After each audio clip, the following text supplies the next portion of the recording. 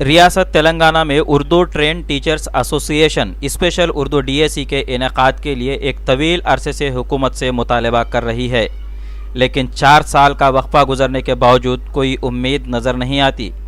तेलंगाना हुकूमत ने हाल ही में टीचर्स रिक्रूटमेंट टेस्ट TRT के तहत असातिज़ा के जायदादों पर आलामिया जारी करते हुए इम्तिहान लिया है, जिसमें उर्दू मीडियम के मदारिस भी शामिल है।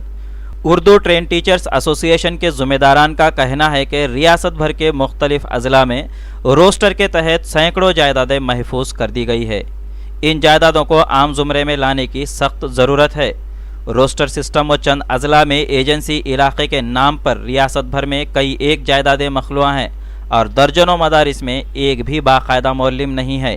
यही वजह है कि उन मदारिस के हालात अबतर हैं और गुज़िश्ता एक दहे में कई एक मुकामात पर तो बच्चों की तादाद न होने का बहाना बनाकर स्कूल्स को बंद भी कर दिए गए हैं। जिस स्कूल में टीचर ही ना हो तो वालिदैन किसके भरोसे अपने बच्चों को उन स्कूल्स में दाखिला दिलवाएंगे। लिहाजा एसोसिएशन के ज़िम्मेदारान ने नायब वज़ीर आला तेलंगाना कड़म श्रीहरि से मुलाकात करते हुए रोस्टर को वक्ती तौर पर बर्खास्त करने की मांग की।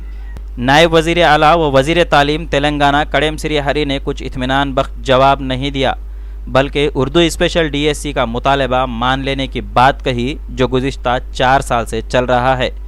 कड़म श्रीहरि साहब ने हंसते हंसते एसोसिएशन के ज़िम्मेदारान को एक नया सबक भी पढ़ा दिया।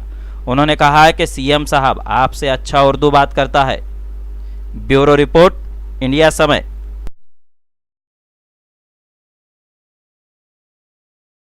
हम तो माइनॉरिटी फ्रेंडली गवर्नमेंट है हमारा। और एक बात, CM साहब आपसे अच्छा उर्दू बात करता है। CM साहब आपसे अच्छा उर्दू बात करता है।